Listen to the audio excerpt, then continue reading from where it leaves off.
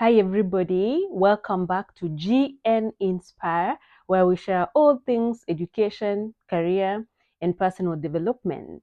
This episode will be episode 21, and I want to use this episode to number one, thank everyone who's been with us from day one.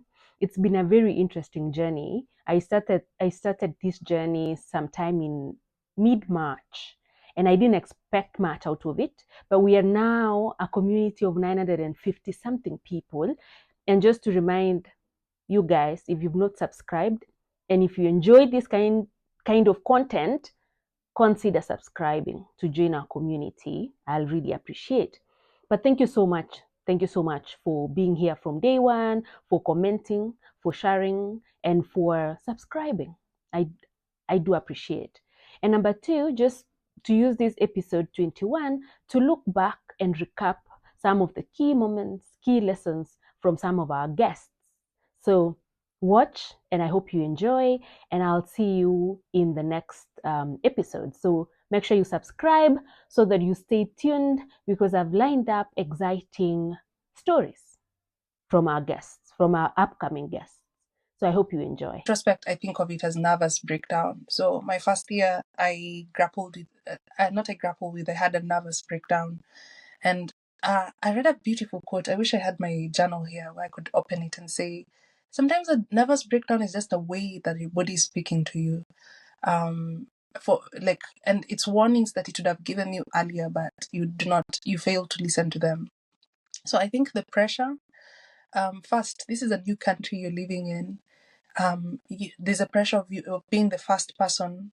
So the first person was doing it from your family, in your community. So I normally joke with my friends. I had almost 30 people take me to the airport when I was coming to the UK. I can see 30 people, like almost 30 people. the entire village. The entire village, you know? Yes. So Yes. So when I'd be sitting down and I'm writing an essay and it's just coming up. It's not an essay just for me. It's an essay for Kenya. It's an essay for Nairobi. Yeah. For the people who brought me to the airport. All Yeah. those 30 people. Yeah. So there's pressure which I imagine that other people are putting on me. There's a pressure I was putting on myself. Man, I was a perfectionist. I think I'm slowly figuring it out. So I wanted my things to look a certain way. I wanted to read all the 20 articles for all the 3 classes. So adding that almost adds to 50 articles, and no human. I think with ChatGPT right now, at least I can read that much papers, because I'll ask it to summarize for me, pick out the key arguments for me. So that was me out here trying to do so much than my 22-year-old body could handle. And I stopped eating well. I did not incorporate exercising. So I was taking care of this. There's a friend and a mentor who says I was taking care of my head. I forgot my body. And that doesn't work. Yeah. One thing will have to give. So that definitely influenced how fast I could finish things, how best I could do things. So that was the major, I think, one of the major detours for me. I've since had a couple of detours, but it's more of like, well, we tried, we learned. Yeah, we now figured out how to move past that. Yeah. In terms of challenges I faced as a student, it was tough. It was tough balancing a healthy life with the intensity of the academic career. And I feel that, and this is something you have written in your book, right? And I really encourage everyone who's doing a PhD to get your book on the PhD journey. Yes, yeah, you were able to create a life for yourself where I felt like you really did your best, or maybe you're not perfectly, but you really did your best to find some kind of balance. Right? You had your football, which you are committed to, and you're running, and then you still had your academic work. Now for me, I felt like I had no outlet. I had absolutely no outlet. many times it was just doing a lot of assignments, especially PhDs in the US. You have to do the first 2 years, you still have to do classes because the PhD programs many of them are structured as master's PhD programs. So you come, you do your first 2 years. Yeah, after your first 2 years, you get a master's, and then the remaining 3 years are a PhD. So that's the kind of a program that is in place. So I was still doing classes, and classes mean assignments. And I remember feeling like every semester, since you have to write research papers for at least 3 classes, it felt like I was writing 60 plus pages of academic papers every year, it was basically writing a master's dissertation or a master's thesis every semester. So it was a lot of work, a lot of reading. And I just felt like a lot of times I was just spending all my time doing this PhD work and not necessarily finding any kind of hobbies outside of that, or any kind of things to enjoy. And I tried from time to time, but let's say it just was not consistent. Another challenge that I really faced was this kind of imposter syndrome, which you also talk about in your book. And for me, I remember entering the class, and you look around and feeling like, wow, these classmates, they're really talking about these anthropology theories, and I have no idea what they're talking about. I have no idea what these people are talking about. Or you read the same material, but then you're going to class and people are saying, you're asking yourself, did I read the same thing? Because you feel like, I do not understand the way you are understanding. And then the professor, I remember you feeling, the professors, they're talking from a place of such authority, and they're saying so many things. And in my head, I'm thinking, how do you even know all that? I don't know any of that. And you feel like, do I really belong here? Should I really be doing this? Alongside that was just feeling lost. At the beginning of your PhD, you will not know what your PhD is about. And many times, a lot of these things, it changes all the time. You do your research, the thing you thought you'd research is not what you find, it changes. So a lot of these things keep changing. But I remember I didn't really embrace that journey, and I just felt like, why can't I know what I want to research right now, and it'll be perfect and I can finish it like X person, right? Like my professor, right? They've written all these things. But one thing that helped me was I really tried to remind myself, okay, just have perspective. This professor, for example, has had more than 20 years. They're more than 20 years ahead of you. They've had 20 years of reading and research and writing. So of course they're going to know a lot more than you, and you really should not be feeling like you don't belong here, because even them, they were at that position where you're in before, one time in their life, and they didn't know the things that they know now. So I feel like trying to remind myself that perspective, it didn't make it always easier, but at least it is something that gave me some kind of comfort as I was going to that. But it's not easy. Another thing I think related to that was also comparing myself with other students, which is something that is tied to that imposter syndrome. And for me in particular, was thinking about students who were the advisees of my advisor. So, okay, student X got this grant. I have to make sure I get this grant, or I'm not going to be, my advisor is not going to like me, or my advisor is going to have an issue with me. So you feel like you really need to push yourself to be able to get all of these things in order to meet the expectations and the requirements of your advisor, right? So I just felt a lot of pressure. And unfortunately, when you feel that kind of pressure, you also, when you fail, which will happen, yeah, you will fail, it makes the failures much more visceral, take you much lower in a way than it didn't have to if you had more perspective. So I feel like experiencing failure, even as I was doing my PhD, it made me feel really down, in a way that, because I had had all this pressure, this imposter syndrome, this lack of balance in my life, that ultimately just made the challenge, or I don't know if you call it a challenge of failure or an opportunity of failure. A lot of things, it's whether you see it as half full or half empty, but it just made it much more harder for me to deal with. Yeah. it's important to take a step back and think about the project that you want to get yourself involved in. Is it something that you want to do? Do you have proper supervisory support for it? Do you have all the support you need in terms of funding? Don't just get into a program because that's the opportunity that is, lacking around, because you might get yourself messed up. I know I had a colleague that had to drop out of the PhD because they couldn't, deal with this with the supervisor, or they couldn't grapple with the project. So make sure whatever you're signing yourself up for, you can do it. So it's okay to take a break. I've had friends, even in Oxford, that have taken a break in between their PhDs to just, step back and reflect. And even in other institutes like, the Welcome Sangha Institute in Cambridge, I've had another friend that has also taken a step back from their PhD. It's okay to do it. The priority is that, your health, your mental health has to be stable for you to do any other thing.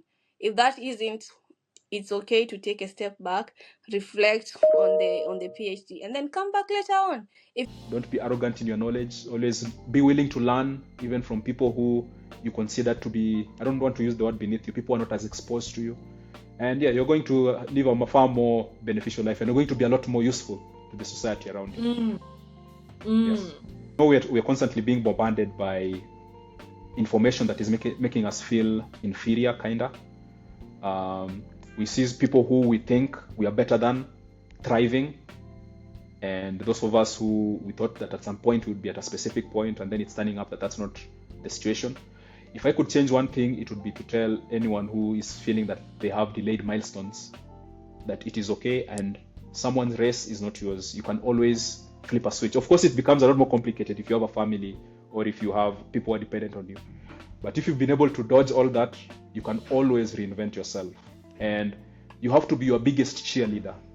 You must be your biggest cheerleader. Nobody is going to cheer for you if you're not going to cheer for yourself.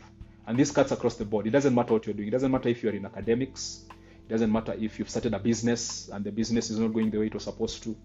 It doesn't matter if you've started writing a book and you are halfway through and then you're no longer interested in it. You can always take a break, gather yourself up, look at what's happening around you, take a break and go back and work on it. We don't have to always be firing at 100. You don't have to always be firing at 100. Just as you are saying, you don't need to be running full tilt in the wrong direction. Always take a breather, look back where you come from.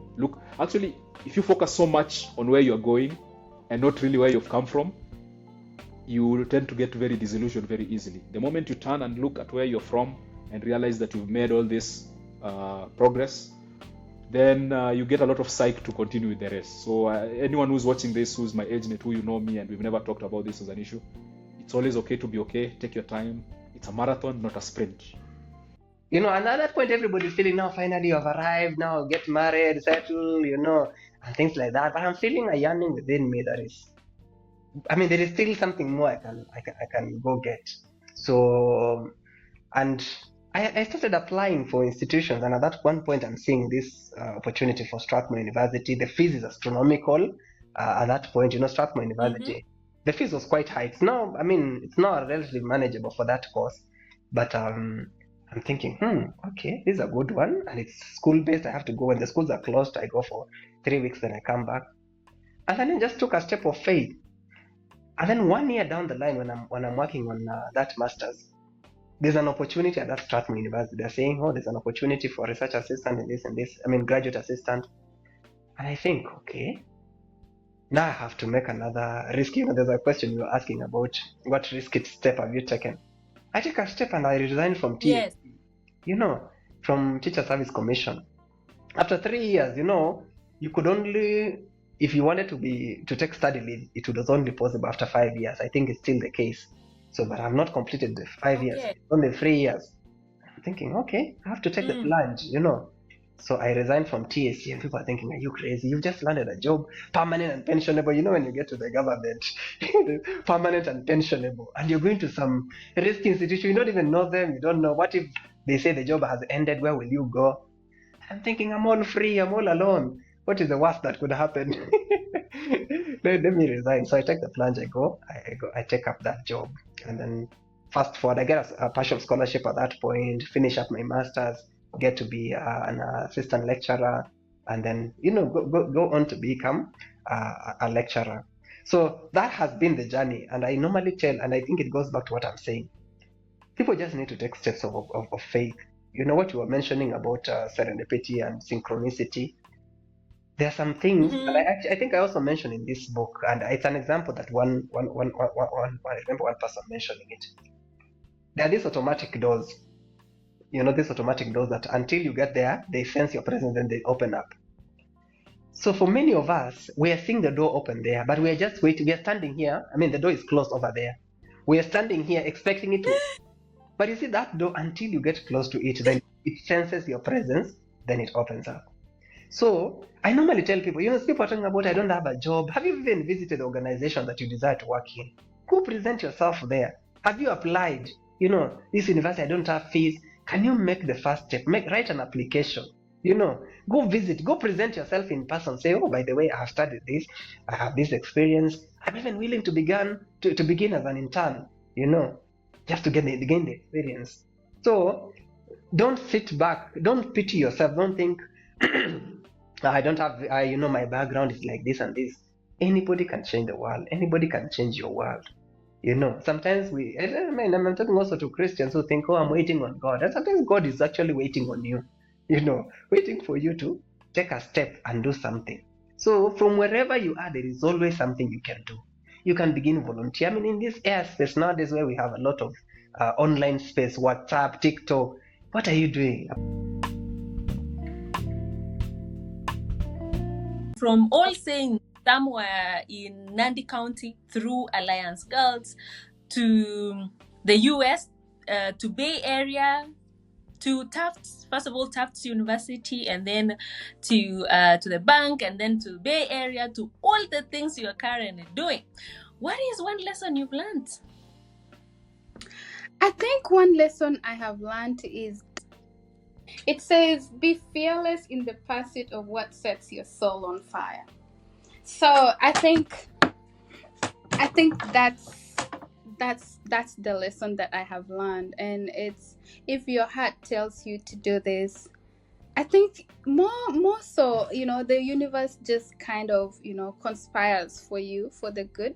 And at the very least, if you fail, you learn something. That's what I have always told myself, because in some of those ventures, like I was telling you earlier, what have I not tried? I've tried so many things. A lot has failed, but I have learned a ton of things. So if anybody is trying to build a business, or like is an entrepreneur out there, I salute you, because I know the journey is not easy. It's tough, but we keep on going on. We keep on keeping on, because we can't give up. And sometimes we just know our humanity depends on it. But it's also good to know when to exit. Like I've said, I had to put aside Donyamat because of the challenges I was facing. You have to know when to exit, and I think that's a very, very, very important topic. But at the very least, you walk away with a lot of lessons learned. So that's one thing I would say I have learned. And then perseverance and hard work. The universe will always conspire for you. I know I have been lucky. I've been fortunate, and maybe not everybody is privileged like that, but I believe there is something for everybody in this life. There's a place for you. I mean, it might be really, really hard, and I know times in Kenya right now could be very challenging and seem like nothing is working. But what does your heart tell you? Can you follow your passion? I think if you follow your passion, you're able, it kind of helps you get through the hard times, and with that you can survive even the turmoils and the ups, the downs. I want to also encourage more people in Kenya. Can we venture into entrepreneurship? And for those of us who are out here, maybe we can think of how can we invest, instead of not just building building rentals. We can invest in young people who are actually doing serious things. I know a few people who've moved back from the US to Kenya, and they're doing like really, really good job building some building a business, building or trying things out. And I'm so grateful to, have some of those people around, and just to be able to look at them and be like, wow, I admire you. And that keeps me going too. The other thing is, no matter where you come from, let that not define you. It's just, if you have a goal that you have is defined, just go for it. I would say this because even at Alliance, like you saw, it's not easy. You may feel like you don't belong, but find your space. You belong there. At Silicon Valley, I didn't mention, I went from Deutsche Bank, and then I went to work for Walmart. That's the biggest retail in the US, and I think even all over the world, employing over 1 million people. A lot of people. It's really big. So that's where I was working. I was working for their e-commerce, working on their e-commerce, tech sector, and being there and being a minority was challenging. And that's why I want to see more people in tech. So like women in tech, Black people in tech, if we can do it. I know this podcast may have been too much into tech, but we have to create and own those spaces. And now as I move on to, Black woman, creating a tech business, I know you can see, and it's still challenging, but I want to assert and create my space there. I know I have a space there. I know I can succeed. I have the brains to succeed. You too have the brains and the potential, no matter where you are. I think you can always find out, okay, is this the right place? What do I need? What are the ingredients? Why am I failing? If you're failing on something, is it something I can control? And if it's something you can control, take that control and use it to propel yourself, to power yourself to the next level. So those are the lessons that I want to share, or I want to say. And again, be fearless in the pursuit of what sets your soul on fire.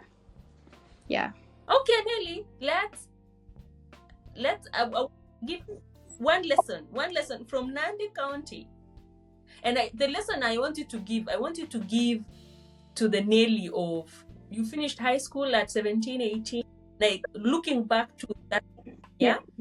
And you've traveled so much through MMU to Denmark, Sweden, to US, and I know you've not even started. Like, you're just starting, yeah. When you look back to that young Nelly, probably anxious or timid, what is one lesson you'd like to offer her?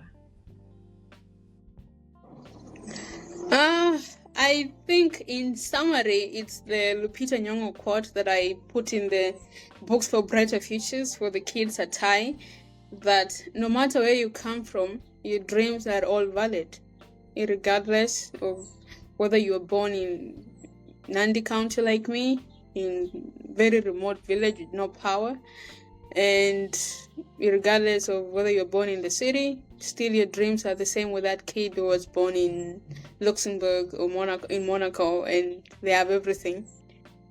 You and that kid, you have the same capability. All your dreams are valid, and you're the future. Yeah. Mic drop. I will not add anything. Just before we close, if you forget anything, Nelly, or if you want to give a parting shot to my audience.